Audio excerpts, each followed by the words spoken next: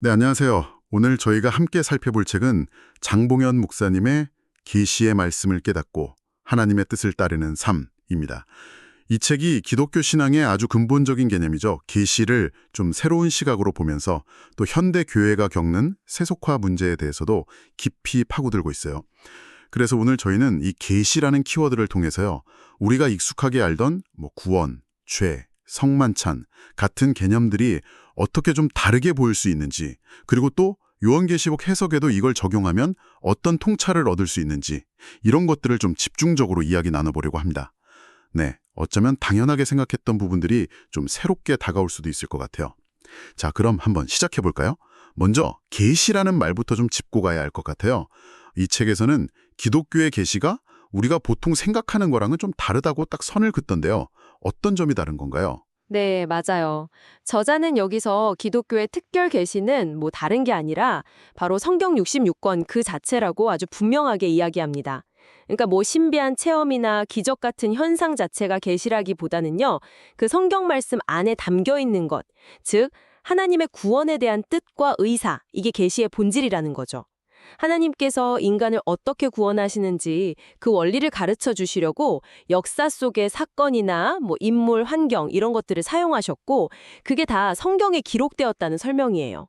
그래서 중요한 건 성경에 써 있는 글자나 어떤 사건 그 자체에만 머무는 게 아니라 그 안에 담겨 있는 하나님의 의도, 네, 우리를 향한 그분의 마음과 계획을 읽어내는 거라고 봅니다. 아, 그렇군요. 그러니까 단순히 텍스트를 읽는 걸 넘어서 그 행간에 숨어 있는 하나님의 메시지, 그 의도를 파악하는 게 중요하다 이 말씀이시네요. 근데요, 그럼 요즘에도 왜 꿈이나 환상 같은 걸로 직접 계시를 받았다 이렇게 주장하는 분들도 있잖아요. 그런 건 이 책의 관점에서는 어떻게 봐야 할까요? 음, 저자는 성경 66권으로 특별 계시는 이미 완성되었다 이렇게 보기 때문에요. 성경 외에 새로운 특별 계시는 더 이상 없다고 아주 단호하게 말합니다. 꿈이라든지 환상 같은 개인적인 체험은 성경에 기록된 그 구원의 이치와는 좀 다른 차원의 문제라고 보고요. 때로는 이게 잘못된 길로 이끌 수도 있으니까 굉장히 신중하게 분별해야 한다고 강조하죠. 정말 하나님의 뜻, 그분의 음성을 듣고 싶다면 다른 데서 찾을 게 아니라 성경을 깊이 읽고 묵상하면서 그 안에 담긴 의미를 깨닫는 것. 네, 그게 유일한 길이라고 제시합니다. 아, 체험보다는 성경 속의 의도다. 그렇죠. 신비한 체험이 아니라 성경 안에 분명히 기록된 하나님의 의도에 집중해야 한다는 겁니다. 이 성경을 하나님의 의도를 파악하는 창으로 봐야 한다는 계시관. 이걸 제대로 세우는 게 왜 그렇게 중요하다고 저자는 강조하는 건가요? 그냥 성경 열심히 읽고 착하게 살면 되지 않나. 이렇게 생각할 수도 있을 텐데요. 네, 바로 그 지점을 저자가 문제의 핵심으로 보고 있어요. 성경을 대할 때 이 계시관, 그러니까 하나님의 근본적인 뜻과 의도를 파악하려는 그 관점을 갖지 못하는 것. 이것이 바로 오늘날 교회가 세속화되는 가장 근본적인 이유라고 진단하는 거죠.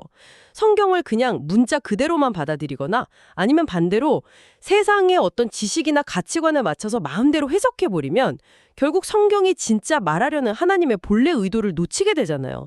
이게 결국 신앙과 교회가 본질에서 벗어나서 세상과 점점 비슷해지는 그 출발점이 된다는 겁니다. 교회의 세속화. 아, 이 문제 좀 더 들어가 보죠.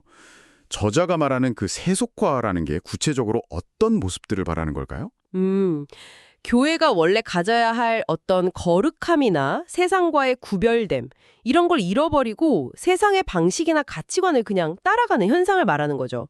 예를 들면, 교회의 성장이나 성공을 평가할 때 있잖아요. 얼마나 많은 사람이 모이나 건물이 얼마나 크냐, 이런 외적인 거, 양적인 기준으로 판단하려는 경향, 이걸 아주 날카롭게 지적해요. 목회자들끼리 만나도 교인이 몇 명이나 늘었냐, 이런 식의 대화가 오가는 현실 같은 거요.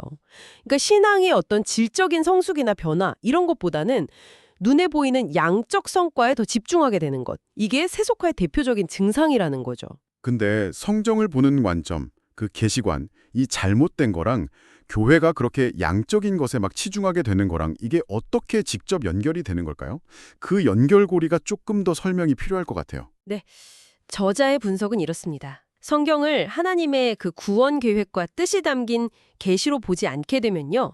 예를 들어 그냥 도덕 교과서처럼 문자적으로만 받아들이거나 혹은 뭐 현대 과학이나 철학 같은 잣대로 성경의 초자연적인 요소는 다 걸러내고 그냥 인간적인 이야기로만 축소해버리면 결국 성경에 담긴 하나님의 근본적인 의도나 그 능력을 놓치게 된다는 거예요. 아, 그렇게 되면 기준이 바뀌는군요. 그렇죠. 신앙의 기준이 하나님의 뜻이 아니라 세상의 성공 기준이나 인간적인 합리성 같은 걸로 슬그머니 바뀌게 되는 거죠. 그러면 결국 교회의 모든 활동이나 성도들의 삶의 방향 자체가 하나님이 원하시는 방향과는 좀 어긋나서 세상의 가치관을 따라 흘러가게 된다는 겁니다. 이것이 바로 계시관의 부재가 세속화로 이어지는 핵심 경로라고 보는 거죠. 와, 굉장히 흥미로운 진단인데요. 이게 그냥 신학적인 논의가 아니라 교회의 현실적인 문제랑 바로 연결되는 이야기네요. 이 계시관이라는 렌즈를 끼고 보면 우리가 평소에 쓰던 기독교의 핵심 단어들도 상당히 다르게 보일 것 같은데요. 예를 들어 구원은 어떻습니까? 보통은 뭐 어려운 상황에서 건짐받는 것, 이 정도로 생각하기 쉬운데 이 책에서는 그 의미가 좀 다르다고요? 맞습니다. 구원을 단순히 문제 해결이나 환경의 변화 뭐 이런 걸로만 보지 않아요. 저자가 강조하는 구원의 핵심은요. 하나님의 온전한 인격과 성품을 내 안에 이루는 것. 바로 이겁니다. 이것이야말로 우리가 천국을 이 땅에서도 누릴 수 있게 하는 근본적인 능력이다. 이렇게 설명하죠. 아, 내적인 변화군요. 네. 세상적인 기준으로 뭐 성공하거나 문제가 해결되는 그런 외적인 결과에 초점을 맞추는 세속적인 관점과는 완전히 다르게 이 계시관에 따른 구원은 철저히 내적인 인격의 변화와 성숙에 초점을 맞추는 겁니다. 구원에도 단계가 있다는 설명도 있었던 것 같은데요. 아, 네. 구원을 두 가지 차원으로 나눠서 설명해요. 첫 번째는 기본 구원인데요. 이건 우리가 예수 그리스도를 믿음으로 하나님과의 관계가 회복되는 거잖아요. 이건 전적으로 하나님의 주권적인 역사입니다. 우리가 뭘 해서 얻는 게 아니라 선물처럼 주어지는 거죠. 다른 하나는 이룰 구원이에요. 이건 기본 구원을 받은 신자가 신앙생활을 통해서 계속해서 하나님의 성품을 닮아가면서 스스로 이루어가야 하는 그런 성장의 과정이라는 거죠. 아, 성장의 과정. 네, 이 과정에서는 우리 각자의 자유의지가 중요하게 작용하고 하나님은 이 선택을 존중하신다고 말해요. 바로 이 이룰 구원의 과정과 그 결과에 따라서 천국에서의 영광이나 누림의 깊이가 달라진다고 보고요. 그렇군요. 구원의 시작은 하나님의 전적인 은혜지만 그 이후의 성장은 우리의 의지와 노력이 필요한 여정이다. 이런 이야기네요. 그럼 죄에 대한 설명은 어떤가요? 이것도 상당히 독특하다고 들었어요. 우리가 흔히 생각하는 그 나쁜 행동 이상의 의미가 있다고요? 네, 이 부분이 정말 이 책의 핵심적인 통찰 중 하나인데요. 물론 뭐 거짓말이나 도둑질 같은 나쁜 행동도 죄의 결과물이긴 하죠. 하지만 저자는 죄의 근본 원인은 다른 데 있는 게 아니라 인간의 피조성, 바로 그거 자체에 있다고 봐요. 피조성이요? 네, 즉 우리가 하나님이 아닌 피조물이기 때문에 가질 수밖에 없는 어떤 본질적인 한계, 창조주이신 하나님의 뜻과 온전히 하나 되지 못하는 상태, 그것이 바로 죄의 뿌리라는 거죠. 따라서 눈에 보이는 특정 죄의 행동 몇 가지를 고치는 것보다 훨씬 더 근본적으로 접근해야 한다는 거예요. 그 죄의 행동들이 나올 수밖에 없는 그 뿌리, 즉 이 피조물로서의 한계를 인식하고 그것을 넘어서려고 노력하는 것, 이것이 진정한 구원의 과정이라는 설명입니다. 와, 이거 상당히 근본적인 이야기네요.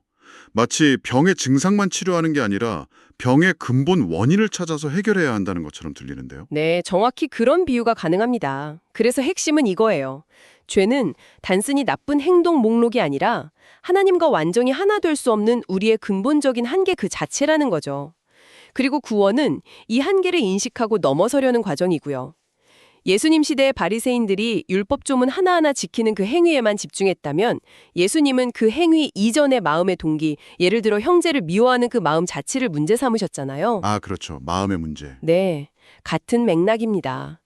중요한 건 행동 교정 이전에 그런 행동을 낳는 우리 존재의 근본적인 한계, 즉 피조성을 직시하고 하나님의 온전한 인격을 닮아감으로써 그 한계를 극복해 나가는 것, 이 관점인 거죠. 계시관으로 보니까 구원과 죄에 대한 이해가 훨씬 깊어지는 느낌입니다. 그렇다면 성만찬은 어떻게 해석될까요? 많은 교단에서 그 떡과 포도주가 실제로 예수님의 몸과 피로 변하냐 아니면 상징이냐 뭐 이런 논쟁들이 있는데 이 책은 좀 다른 각도에서 접근한다고요? 맞습니다. 저자는 그런 어떤 신학적인 논쟁 자체보다는요, 성만찬이 갖는 실제적이고 실천적인 의미에 훨씬 더 집중합니다. 예를 들어 떡, 즉 예수님의 살 혹은 몸을 먹는다는 것은요, 단순히 과거 사건을 기념하는 것을 넘어서는 의미가 있다는 거예요.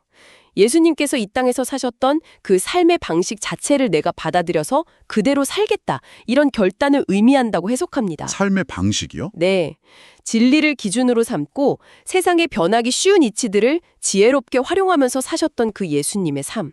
그걸 본받아 살겠다는 다짐이라는 거죠. 그럼 포도즙, 즉 예수님의 피를 마신다는 건 또 어떤 의미일까요? 이런 의미로 봅니다.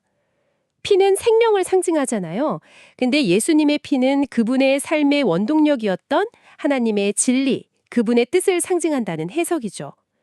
따라서 성만찬에 참여한다는 것은 예수님의 삶의 방식, 몸떡과 그 삶을 가능하게 한 근본 정신, 피포도즙 진리, 이 두 가지를 온전히 받아들여서 내 삶 속에서 그분을 닮아가는 삶을 살아가겠다라는 새로운 시작이자 강력한 결단이라는 의미를 갖게 됩니다. 아, 의식 자체가 중요한 게 아니군요. 그렇죠.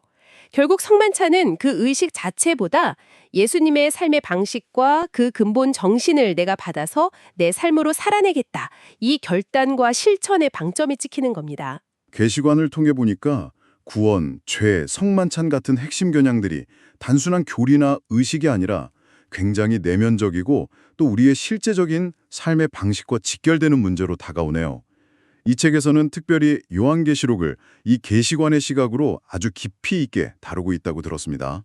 예를 들어서 요한계시록에 자주 나오는 알파와 오메가라는 표현 있잖아요. 이건 어떻게 해석해야 할까요?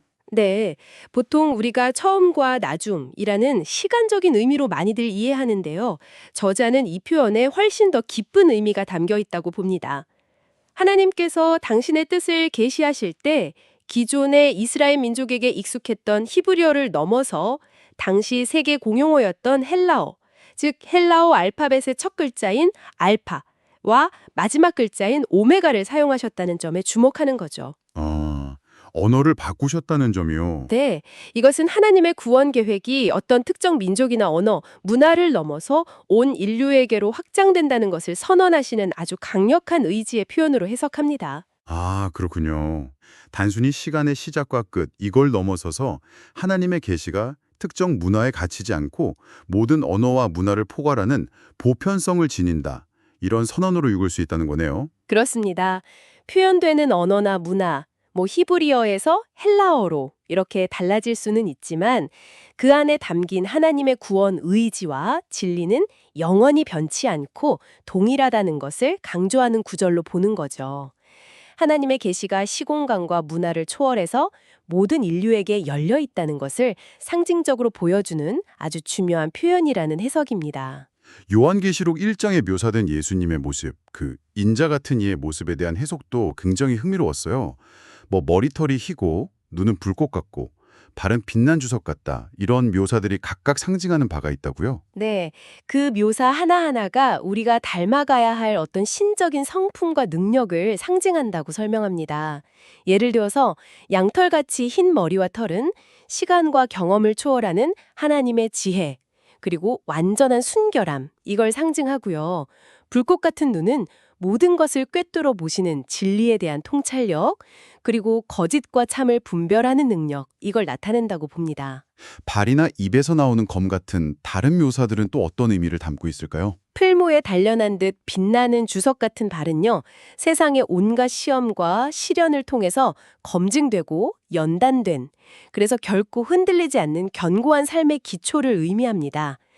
그리고 입에서 나오는 좌우의 날선검, 이것은 하나님의 말씀인 진리를 통해서 모든 상황 속에서 정확하게 옳고 그름을 판단하고 분별하고 때로는 잘못된 것을 잘라내는 단호한 능력, 이걸 상징한다고 해석해요. 얼굴이 해처럼 빛난다는 건요? 네, 얼굴이 해가 막 강하게 비치는 것 같다라는 묘사는 그 존재 자체에서 뿜어져 나오는 거룩한 영광과 진리의 빛을 의미하고요. 이 해석에서 정말 인상 깊었던 부분은 이 모습들이 단순히 우리가 경배하고 우러러 봐야 할 어떤 신적인 위엄, 이것만이 아니라 바로 우리 신앙인들이 이 땅에서 살아가면서 본받고 추구해야 할 모습이라는 점이었어요. 맞습니다. 저자는 이 환상이 요한을 비롯한 모든 신앙인들에게 저런 분을 경배하라라는 메시지를 넘어서서 너희도 이와 같은 모습으로 살아가라 라는 강력한 도전과 목표를 제시하는 것으로 해석합니다. 우리에게 주시는 도전이군요. 그렇죠. 즉 신적인 지혜와 통찰력, 시련을 이겨낸 견고함, 진리로 분별하는 능력 이런 것들을 갖추고 세상 속에서 빛으로 살아가라는 요청이라는 거죠. 어떤 개인적인 영적 만족이나 신비 체험, 그거 지성소라고 비유한다면 거기에만 안주하지 말고 이러한 성품과 능력을 가지고 세상, 즉 성소로 나아가서 하나님의 뜻을 실현하는 삶을 살아야 한다. 이런 메시지로 읽어냅니다. 자, 오늘 장봉현 목사님의 책을 통해서 계시관이라는 창으로 기독교 신앙을 새롭게 조명해 봤습니다. 정리를 좀 해보면 성경을 읽을 때 단순히 문자나 사건에 매몰되지 않고 그 안에 담긴 하나님의 본래 의도와 뜻을 파악하려는 계시관, 이걸 갖는 것이 왜곡되지 않은 신앙의 핵심이고 또 교회가 세속화되는 것을 막는 근본적인 길이다. 이런 통찰을 얻을 수 있었습니다. 이나 결과 중심이 아니라 하나님의 성품을 닮아가는 내적인 인격 변화와 실제적인 삶의 방식으로 재해석되는 것을 활용할 수 있었죠. 그리고 요한계시록의 그 상징적인 이미지들조차 결국 우리가 이 땅에서 추구하고 닮아가야 할 신앙의 구체적인 목표들을 보여주는 것으로 이해할 수 있었고요.